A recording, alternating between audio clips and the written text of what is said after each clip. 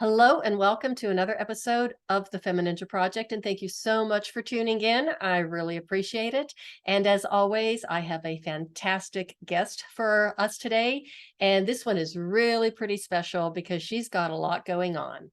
Her name is Jayne Marquis. She is a homeopath and naturopathic doctor, an author, a mom, animal lover, nature lover, and host of the Inpowered Mind, Inpowered Health podcast. She is also a Canadian Ballroom Dance Champion, a pilot, a trampolinist, and an equestrian. That's quite a profile. She is the author of the book titled Jayne's Inpowered Handbook, featuring homeopathic remedies and cell salts for everyday use. Jayne, thank you so much for being here and welcome to the show. Thank you for having me. I'm excited to share. I'm so excited to have you on the show. And just so the audience knows, we've already had quite the connection. I was on Jayne's podcast a while back, and it is a fantastic podcast. She's a wonderful host, so do check out her show. But she's going to tell us how she got to this point in her life where she has all of these experiences and all the education. So go ahead. I'm just going to let you take it away. Thank you. Well, I have story upon story. I think it started when I learned to meditate at 12 and realized that I could, create my future. And I learned about dream cards when I was in my early 20s.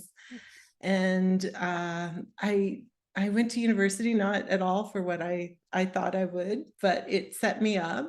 It's so interesting how life is. It set me up in sciences, and I didn't know I would become a naturopathic doctor until about 8 years later after graduating. And I went into my family business and it was in retail, and I was brought up using natural remedies, but didn't really think of becoming a naturopathic doctor until I was walking my dog one day, which is a really interesting little story.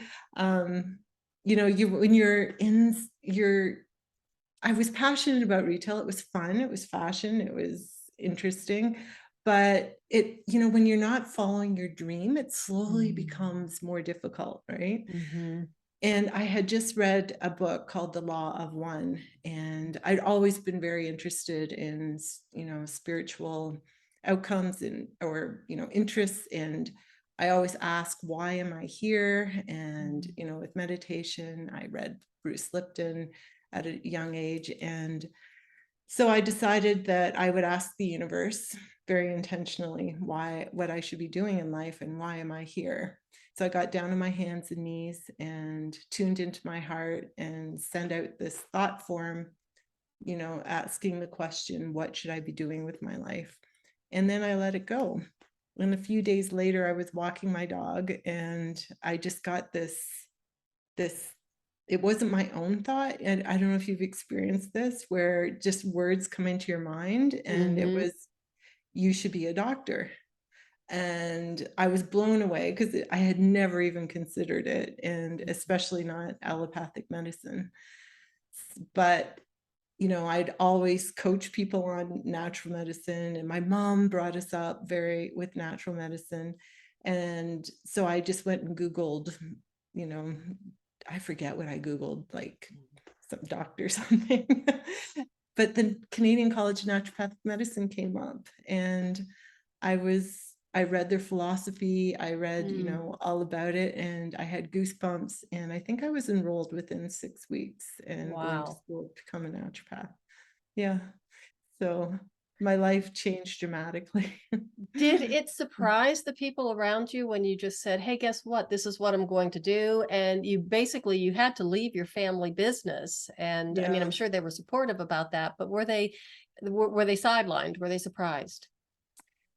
Very a little surprised, Mhm. and yet very supportive. My mom was especially supportive, because she, we grew up in a small town, and only her and she had a friend that was a doctor's wife, and they talked all about natural remedies.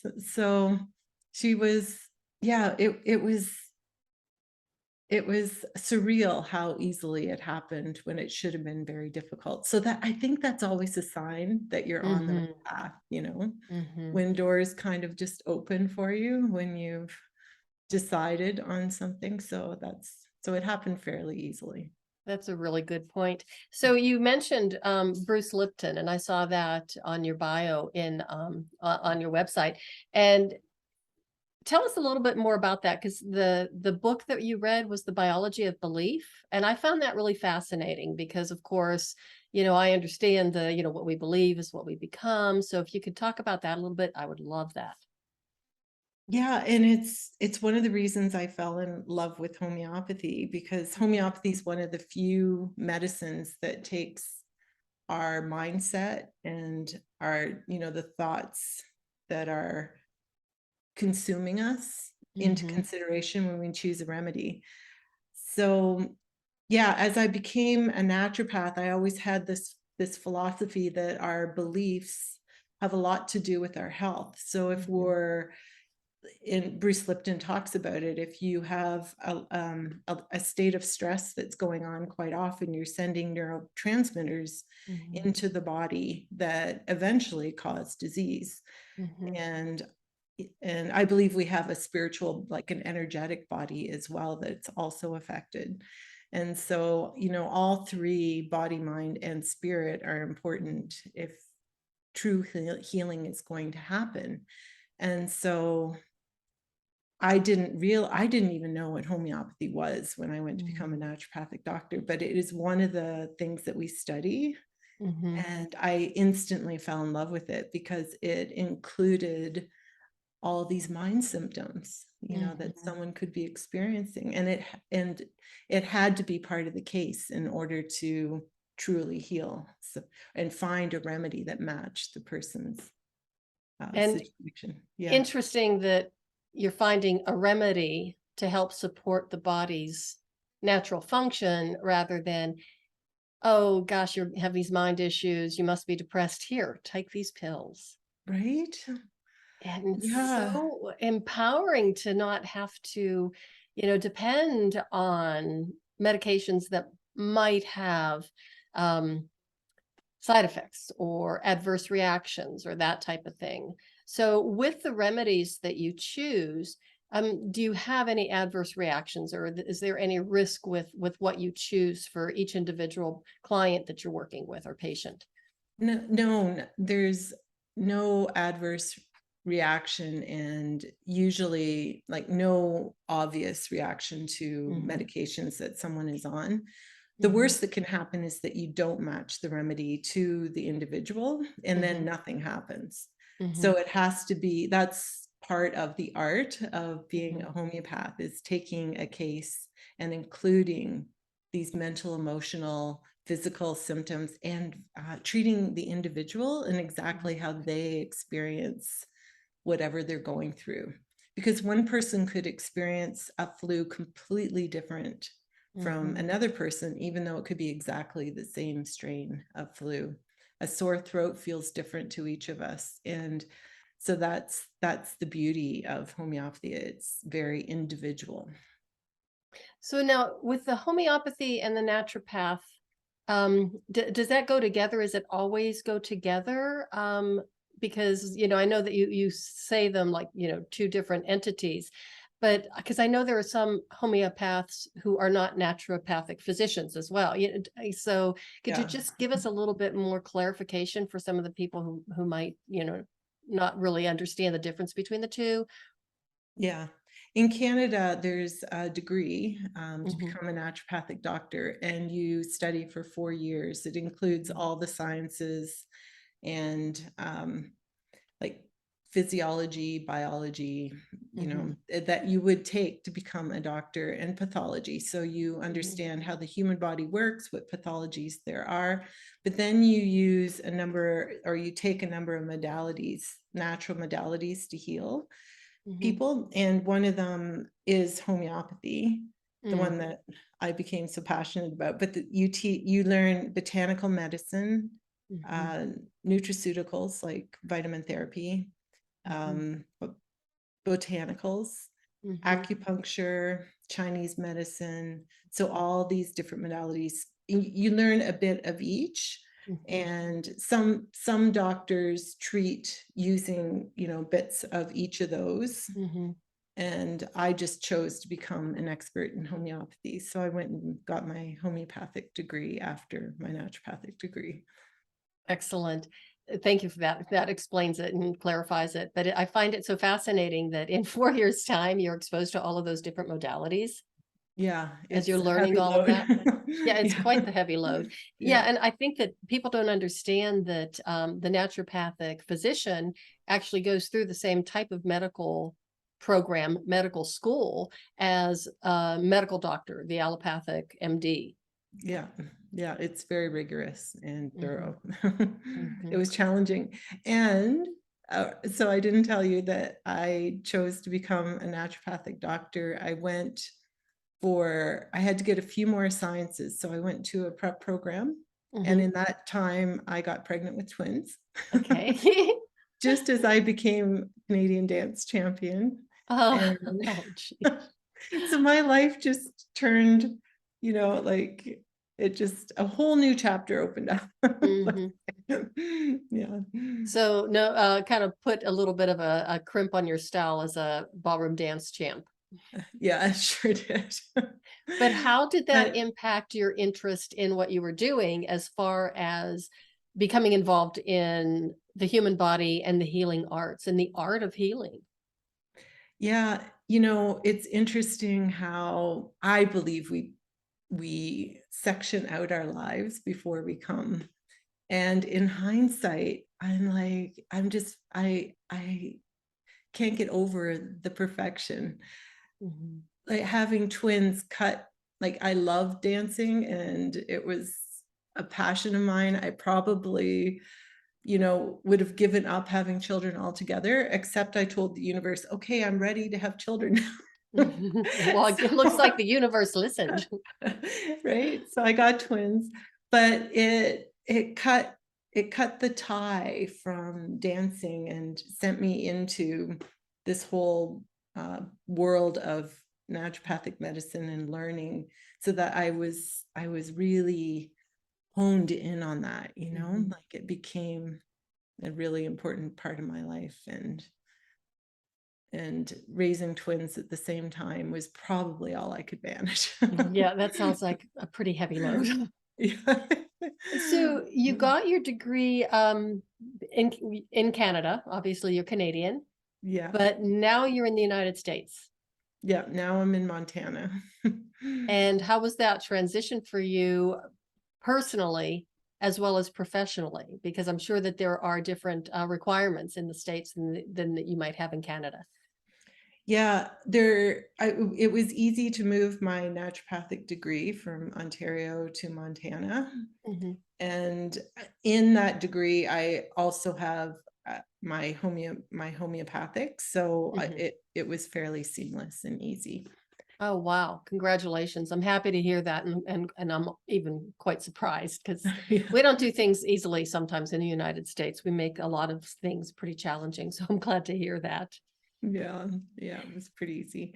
Moving my 6 horses and 2 dogs, 2 cats. And Um, so what about your daughters? Where are they at this point? Are they in college, I think? so they're 19 now, Okay. and they're responsible for getting me into equestrian, and they're going to the university in Bozeman this fall. Okay. So Okay. So when did you get interested in equestrian?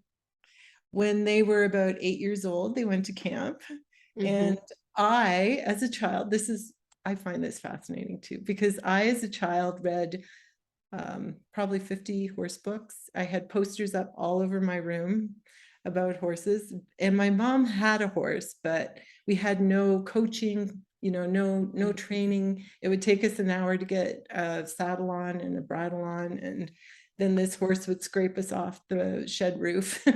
Oh God. Right. But I love them. And so when my girls took their first lessons, they were very natural about it and fell in love with Mhm. it completely. And so I was like, well, we might as well all dive into this because it's my childhood dream as well. So Oh, wow. yeah. So So did yeah. you start, how did you end up with 6 horses? Well, when I graduated as a naturopath, we moved out of Toronto and we chose to buy a horse farm because we had started taking lessons as a family. Okay. And my girls were begging for a pony. And so we bought a horse farm and I listened to every day, we need a pony, we need a pony. And so eventually we found 2 ponies, and then Mark and I each got a horse, a couple rescues, and voila, Oh, 6. Yeah. well, you told me a story the last time we talked about a bit of a mishap that you had with your horses. Do you care to share that? Yeah, so I got ran over by my herd of horses and my Jeez. horse took me out. So my husband and I were relaxing by the pool and someone came running up our laneway and told us our herd of horses were on our road. And that is a really scary thing because our road is fairly busy. Oh. And I love our horses like their family. So I Mhm. was horrified. And what happened was we had someone cutting the paddocks and they had left the gate open at the road. And Oh. right. And yeah, and I've right now they're all together, but in the years that followed, I never had all of them together again because Mhm. they won't leave each other, right? But they were all Mm. together, so they went down the road.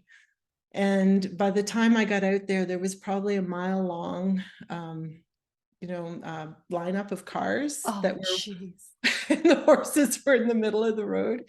And I was determined I would just catch one of them and then Mhm. everything, they would follow each other back to the barn and everything would be okay. But I got within about 6 feet from them and they spooked. Something happened in the cars Oh. behind them and they all came at me as a herd and threw me about 50 feet and broke my clavicle. And Kitty ran over my butt with her hoof as she went by. So, yeah, I mean, but Okay. the thought of one of them getting hurt or someone in a car getting hurt was not, I mean, my safety wasn't even in my mind, right? It was just to make things okay. So basically you took one for the team. I took one for the team. Okay, now as this was going on, I mean, I'm sure that you really had your attention was kind of someplace else, but was anybody in the cars like freaking out? Yeah, so that's how I met one of my neighbors. She scraped me Oh. up off the road and took me to the hospital. Oh, okay. And we're forever friends. Oh, that's nice. Yeah. So, but what happened And with the horses then? Because, okay, she had to scrape you off the road and take you to the hospital. Did they just continue on their way and go back to the barn or so, yeah, wherever? they went charging the other way, and my husband whistled, and his horse followed him back in the laneway. So it was a happy And ending, and did he know everything that was. you were, did he know that you were on the ground and had been trampled on? Yeah, I got up and said, I'm okay. And he looked at me and said, no, you're not. Jeez. So that gets into, so that's one of my broken bone experiences. My other Okay. one was I was practicing a double back on the trampoline and was a little close to the trampoline when I landed and my fibula snapped. So Mm, my handbook, I wrote my handbook because I wanted to empower others with the knowledge that I had gained. And I noticed that when people get fearful, they'll give their power away mhm. to doctors and government. And I feel that you should, pull in, listen to your intuition, empower yourself with information before you act. And so I never fell into that fear, that feeling that came. I understood it Mhm. because I've had situations where I did feel it, But I felt like, oh, I need to empower people with the information I have in a very simple way so that they can use it and Mhm. gain knowledge, and then and hopefully inspire them to learn more. And Mhm. so that's where my handbook came in. And And in when that, oh, go ahead, I'm sorry. no, go ahead. Oh, I was just gonna ask you when, did it publish? When did it come out? Last September, it Ah, was published. oh, And then I congratulations. moved. Yeah. And then I moved. And so I really only got back into, um, really talking about what it's about now. Mhm. But in that book, I explain what homeopathy is. Mhm. And homeopathy takes something natural on earth and treats the symptoms, like cures like. Um, so symphytum is a remedy that's homeopathic, and in nature it's called bone set. And so I used symphytum for Mhm. my broken bones, as well as cell salts. And cell salts are their simpler form of homeopathy. So there's Mhm. only 12, Mhm. and they're replacing nutrients that might be missing in the body.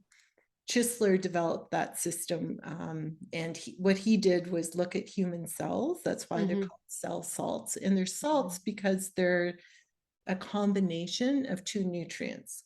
Mhm. And so I use cell salts. I use calc phos, which is really good to build bone without the plaque that can develop from calcium, and ferrum phos, which is really good for inflammation. Mhm. So I used symphytum, calc, which is a remedy, homeopathic remedy, and then ferrum phos and calc phos to heal my broken bones. And so Very now successfully. is this something you take orally, or is it a topical rub type of thing? No, you take them orally. Homeopathy comes in a little tube. It's little white pellets. Mhm. Okay. And there's different potencies, which I explain in my book. And there's different ways of using it. There's Mhm. acute ways of using it. So I was in something that had happened suddenly, which is Mhm. acute. Mhm. And then you repeat it more often. Mhm. I also use the remedy arnica. So Mhm. arnica is very good if there's trauma. Mhm. So I use 2 homeopathic remedies, and then I use cell salts, which you also take orally. They come in little pellets. Mhm. And Highlands is one of my favorite makes because they just melt in their mouth. They're in the Mhm. mouth. They're very child friendly. Children love Mhm. them, and pet friendly and human friendly, adult friendly.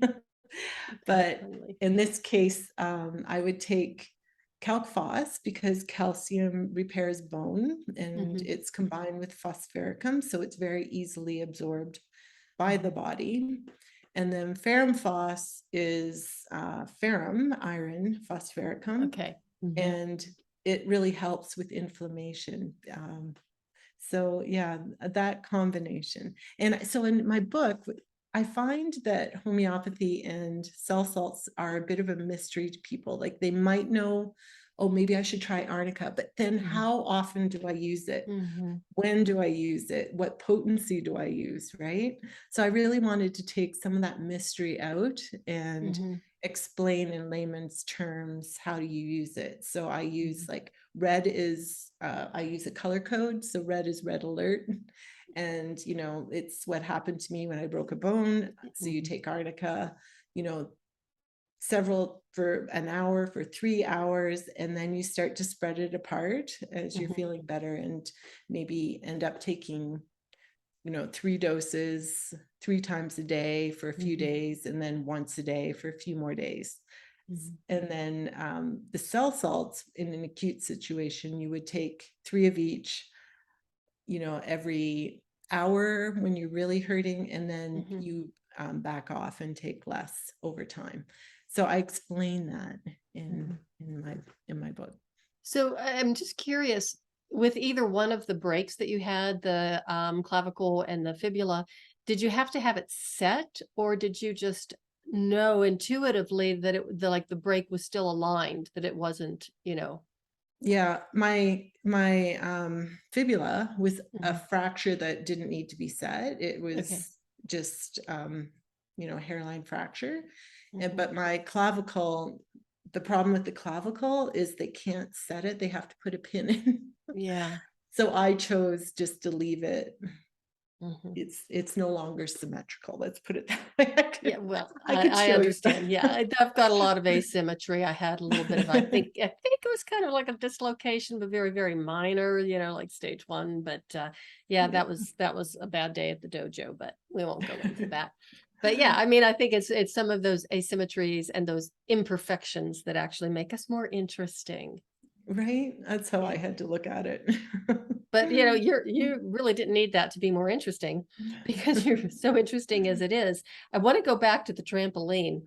What made you want to start doing trampoline? How old were you? What was the impetus for this? And how did that come about? That came about when I had twins and could no longer practice ballroom for Okay. 30 hours a week. And life just became too busy. So I wanted to find a sport that would really interest me as a young mom and make me happy. And so Mhm. I just started trampoline lessons.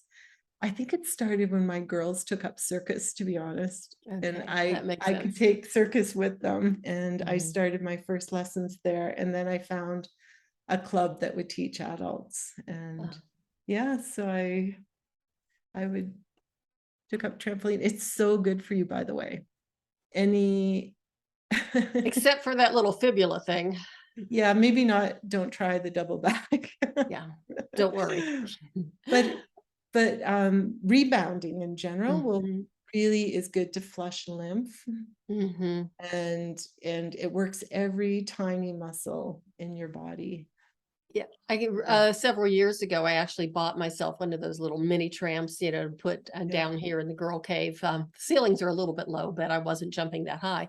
But just to kind of, mostly to get some aerobic activity or aerobic exercise. But I did enjoy it. I'm a little twitchy about the big trampolines because they just make me a little bit nervous. But yeah. I can see how it would really be good for you and a lot of fun.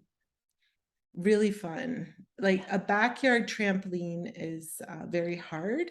Hmm. So, and maybe doesn't have the size, but where I took trampoline, it was on Olympic trampolines built into the ground with mats all around them. And the give was, the right amount of give to give you a nice Oh, lift. So how it fun would that be? was so fun. So I encourage, right, to find that thing that just makes you happy inside as an individual. And Mhm, especially when kids are young, right? So I was mhm. studying a lot. My girls were young, twins. It was very hectic, and I just needed something that fed my soul in that way. And you know how if you love movement, then Yeah. that's I'm really so important. glad you pointed that out because we get so involved in the things that we have to do. I mean, you're studying, you've got these two little girls and dealing with all this stuff. And most people or a lot of people are just like they put their head down, they get in the zone, and this is what I'm doing, focus, focus, focus. But then they forget to take care of themselves until things start falling apart. So even it doesn't even have to be something as big as, hey, take trampoline classes, but to go out and do something. And even if you can do it with your kids, that's even better. So Yeah, you're all getting that activity as well as the bonding, doing something together that you all really love. right. And to constantly grow, like one phase may end, but then another Mhm. one opens up. Mhm. And I think we get caught looking in the rearview mirror too often, and instead need to project and enjoy the future or the moment and Mhm. move into what's next. So yeah, it was a big lesson for me. I was very sad, really, ending ballroom, and Mhm. we tried to practice, but it became very excruciatingly obvious Right. that we weren't going to make it back real fast. So Right. I just chose to move forward and do something different. And yeah, And horses brought that into my life as well. Well, I think that, I don't know a lot about horses. I've told you before, I've had several encounters with them, and they've always been incredibly positive and just wonderful experiences. And there's something about a horse that is just so gentle and sensitive, of course, when they're not trampling you in the middle of the road. But there's something about horses that are just so special. Yeah, and they're used a lot in therapy because they really pick up on what you're feeling. And what happened that day was horses react very instinctively. Like they Mhm. don't think. So Mhm. if there's suddenly something that happens that we call it spooks, they're spooked, Mhm. right? They just automatically react and run. They didn't think, oh, Jayne's right there. Yeah, right. She'll take care of everything. Yeah, but I find them so beautiful to interact with. And Mhm. and now, I've have years of like each of them has gotten sick and I've used homeopathy and my cell salts and my healing with them, and that's when we really bond. And Aw. now like I can go out in the paddock and say, hey kitty, come on, let's go over here, and she'll just come with me. It's like you have this telepathic connection with them now, Mhm. and I don't have to lead her or put a halter on, or and then yeah, the others follow suit. Or I think Oh. there's two or three I really connect with that I can just talk to, and we just do. Mhm. Oh, it's beautiful. So It now is. I want to get to the other thing that just kind of blew me away when I saw this, because I did not know this about you before, that you were also a pilot. Oh yeah. Oh, yeah. Right. That was on my dream card. No, Oh, actually, it started, my husband and I were married, and I wanted him to learn how to dance, and he was my partner in ballroom, oh. and he wanted to learn how to fly a plane. So we made this pact that if I learned how to fly a plane, he would learn how to dance. And so we did both. And yeah, me with my really bad sense of direction was up doing a Oh, three. jeez. That's And I'll really never funny. forget it. Yeah. But it worked out for both of you. You got to experience something that both of you wanted to try, maybe not the other one so much, but that's a really good partnership. Yeah, it was really fun. And I mean, dancing was incredible. Like we just started and then we started to compete, and Oh, wow. you win some, you lose some, but you get that desire to get better, and it just led us from level to level. So yeah, we competed international and Wow. went to Montreal to get lessons, and then ultimately went to England to get new routines and win Canadians. And Oh, it wow. was so fun. And the costumes or the dresses are gorgeous. Yeah, I have a very. friend in town who does ballroom and competes, and when I see her pictures, they're just stunning. Yeah, it's fun, right? And there's something about that connection to you and your husband, and in dancing you have to relinquish the, especially in ballroom, the urge to lead. You have to Mhm, give it up mhm, to your partner because they mhm, have to make the decisions, right, where you're going to go on the floor and what's happening next if things don't go right. So you just, it's like in horsemanship, the human becomes the leader, right? But in mhm, dancing, the male becomes the leader. And so there's something about that joint, the connection between two things that mhm, is fascinating. And and you have to give into it in order to succeed in it. Do you know what I mhm. mean? Yeah. Yeah, that would be so hard for me. I'm such a control freak. It's But hard for most women. oh yeah, Yeah. I, And it I was just hard for me. Yeah. I'll bet. And I did right after we were married. I talked him into taking a dance class, a ballroom class. I said, come on, come on. And I just kind of kept nagging him and he kept saying no. And finally he said, okay. And, he was intimidated because I'm a dancer, be the same as if he says, come on, let's go play a basketball game. I can't play basketball, so I would be intimidated because he was really good at it. But he did agree to take some classes, but I had to promise not to tell his beer swilling basketball playing buddies that he was taking a ballroom class with me. But it was really fun. And a lot of it wasn't working very well, but he loved the cha-cha.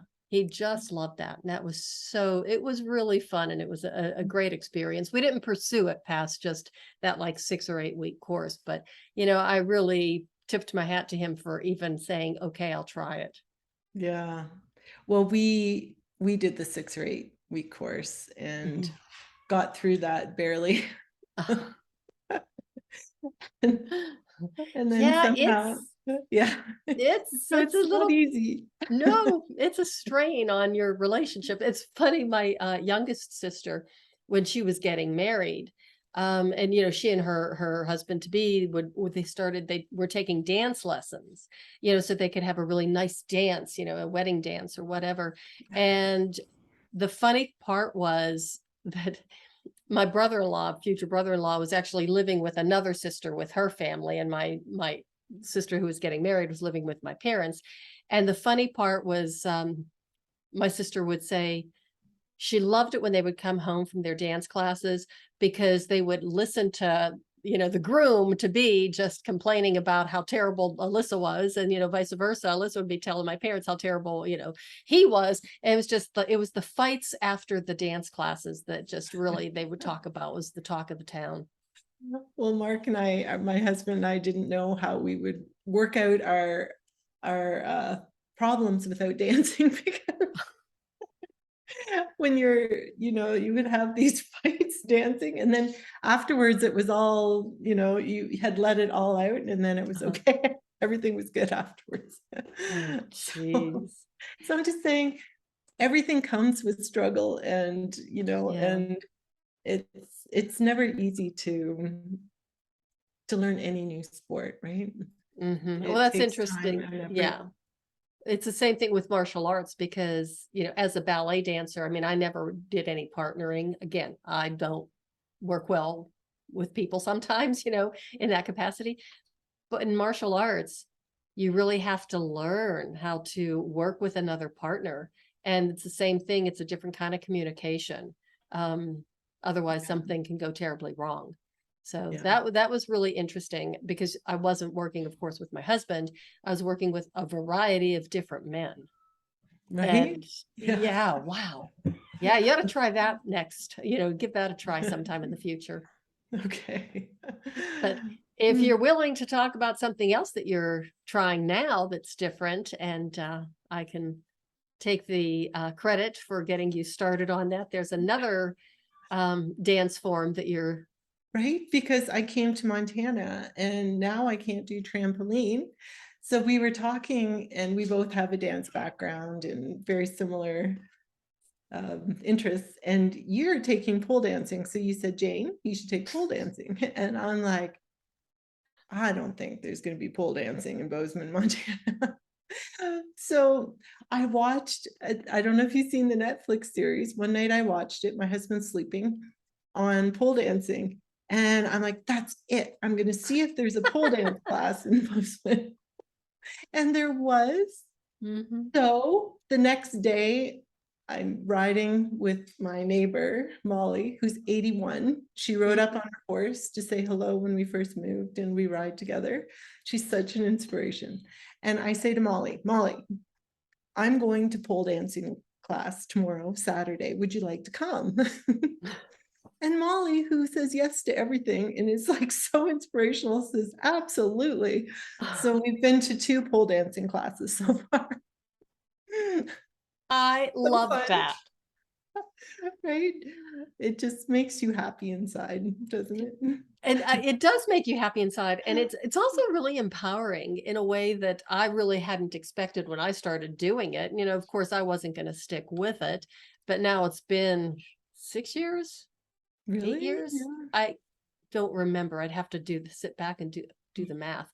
But yeah, so I'm still doing it, and it's so much fun, but it's so stinking hard. It is stinking hard. I mean, and at this point, I mean, you've just had like 2 intro classes, right? So what type of Yep, are they teach you how to like walk around the pole and you think, I can walk got around the that. pole. Yeah, that's a piece of cake. And then they show you something else. It's like, yeah, yeah, yeah, okay. And that's really not, that's pretty easy too. And then they show you something else like, what?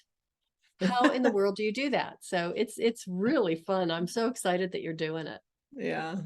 We just got introduced to how to climb, and yeah, that didn't go very easily. That didn't go well. No, no, it usually Right. doesn't. Nothing in pole goes well at the first time you try it, except the walking around the pole. That usually goes okay. But yeah, that Yeah. climb, it's hard, isn't it? Yeah, it's hard. You have to learn how to wrap your feet just right, so you're using your legs, right? Not pulling up, you're Yeah. pushing. And Pushing up yeah, and using your glutes and engaging. I mean, it's one heck of a workout. And what really got me for a long time was the pain factor. Because of the way that you're positioning, you have to angle your leg against the pole and yeah, press into it to get the stability. And it's like, oh, this is a new experience in pain. And I thought that I've experienced enough, with a point shoe, but it's really hard. But once you get it, you get it. And that's the nice thing about it. But man, it is. And I think that's another thing with pole is the frustration level is just, that's another thing that you have to work through that is just yeah, so challenging. But again, it helps you grow. It helps you figure things out. It helps you learn how to use your body in a completely different way. yeah. And we have to remember that as kids, we weren't perfect when we started new sport, right? It took time, and as kids, we didn't notice that we weren't very good at it. But as adults, we're totally aware. So you have to get over that ego part. And I Mhm. have just noticed yesterday, I went, oh, I have 4 poles in my backyard because we have built new paddocks out of steel, and Uh-huh. there's like very high ones for we're making shelters, and I'm like, oh, they're poles. I can go out there and Right. practice and no one will see me. That's right. That's right. And you'd be amazed how many of the women have poles in their house or in their apartment. And, my coach always said, you need to get a pole, you need to get a pole. And I'm like, there is no place, to put one, number one. But I'm in my girl cave right now in my basement. And I do have 2 support beams that are like poles. She goes, you can practice on those. And I'm like, they're thick. They have these little nubby things sticking out of them. And I actually did one time try to do an invert on one of the poles. And it was like, I was able to do it, but one of the nubs just got me right in the ribs. And I'm like, nah, I think I'll pass. But you do that. You walk around and it's like you see a lamppost. It's like, I can just do a little twirl around this pole. Yeah, everything's a pole. Yeah, I'm just starting to discover that. Well, But you turned me on to it. you're So already figuring things out. Yep. yeah, my next sport is thanks to you. Oh, wow. It's my pleasure. And it's so funny. I don't know, when you said you did, oh, surely there wouldn't be pole in Bozeman. For those of you who are listening, there are poles, pole classes, pole studios everywhere. I'm sure there are plenty of studios in your area. Even if you're in a small town, I'll bet there's just one. Check it out. It really is so much fun and it's crazy. And it really does help you, I don't know, get your power and get your sexy on at the same time. Even though a lot of things that we do, you fail miserably at first. It's like, well, that wasn't very eloquent or sexy, but you just get back up and try again. Yeah. Well, that's what I loved about ballroom too, right? I really Mhm. got to, I was kind of a tomboy growing up, and Mm, just experiencing and tapping into that feminine energy, yeah. and that you tap into with Latin dancing. It was Mhm. really, really fun for me. So and pole dancing has the same Mhm. vibe. So So I'm yeah. kind of guessing because we talked about this even before the recording. So a lot of the women in class with you are younger. Yeah, they're all 25 and younger, except for me and Molly. They must love you. They're really nice and very encouraging, and yeah. Mhm. And And that's, Molly and I have no clue that we're not 25. aw, I love it. I think I'm going to So, cry. And one of the things that I noticed in the pole, they call it the pole community, is everybody is pretty supportive of each other. yeah, Because I always say that pole kind of levels the playing field. No matter how good you are or how good you get, there's still another level to, level up to. There's still so many challenges that are really frustrating. They have to work through. And when you see somebody who's struggled and struggled and struggled for months with one particular move and they finally get it, I mean, the entire room just erupts with cheers and stuff. So we really do cheer each other on. So you don't think right. about that. You think of pole Girl dancing, it has power. that stigma. Yeah. Oh, yeah. Right. But yeah, it's girl power. Mhm, It's wonderful. Yeah. mhm. Ultimate girl power. Mhm. Yes. So, Jayne, where can people find you? I probably the easiest place is my website, inpoweredhealth.com. And Mhm, that has my podcast there, who I am as a naturopath, a homeopath, explains both, and it has links to my book, mhm, in my Empowered Handbook, that teaches people about 17 homeopathic remedies and 12 cell salts that you can use in a multitude of health situations. And so From now if when yeah. people read the book and they, get this information, how do they or where do they find some of these remedies? Is it something that they order online or do they go to a local health store? How do they find them? Yeah, I chose remedies that are easy to find. So Okay. the 17 remedies can be found in a good health food store. Mhm, Homeopathy comes, in the little shelves, and they usually carry about 40 remedies. mhm, So these remedies would be found in those 40. And then the cell salts are, there's different kinds of cell salts, but mhm, like I said, Highlands is one of my favorites. And usually they carry 1 or 2 lines of cell salts. mhm, And I love cell salts because you can use them very simply in most health situations. And I first taught mothers about them, mhm, because if their kids are sick in the middle of the night, they know they can go to 2 to 4 cell salts and mhm. start giving them immediately. Oh, And I nice. could teach them how to use them very efficiently, and it would empower them, Mhm, to treat at first symptoms rather than wait until it got worse, have to go to the mhm. doctor, have to go, to the hospital. So So when you work with clients, do you work with them in person or online, or do you have like, a hybrid of doing both? yeah, it's a hybrid. Okay. Yeah, and since I moved, I've just got relicensed and just Mhm, getting myself set up again. So mhm, yeah, so a lot of Zoom, and then a lot of teaching people mhm, what I know. mhm. And one more question. How do you like Montana? I love Montana. It's I love, beautiful. yeah, it's really beautiful, a beautiful energy. The people are so kind and nice. I Mhm, really like it. mhm. Excellent. So, if you had like, one final like pearl of wisdom or tips to leave with the audience, what would it be? That we are very powerful Mm, beings. And I think we've forgotten that and been programmed out of remembering who we are, that we have this innate ability to heal, mhm, and that if we get into a state of fear with illness, a diagnosis, this will spiral us downwards. mhm, But instead, we need to empower ourselves with information and know that the human body can heal. And often there's a link to mental, mhm, emotional, something that's happened causing a stress that's mhm, constantly there, maybe beyond our even realizing it. mhm, But so, you can't be diagnosed and not do anything, but mhm, to know that you have something going on, and tune into it, pay attention to it, and figure it out, and healing is always possible. mhm. Excellent. Well, Jayne, thank you so much for being here. I always love talking to you and I love hearing your stories. I still shudder though when I think of you underneath all of those beautiful horses' hooves. But it's wonderful to have you on the show. So thank you very much. Thank you for having me. And everybody, thank you so much for listening. Do check out Jayne's website, check out her book, follow her on social media. All of the links are obviously in the show notes. Yeah, check out her book and just kind of see what magic homeopathy can do for you. It's just a wonderful way of natural healing that we kind of have forgotten about, and it's really making a big comeback.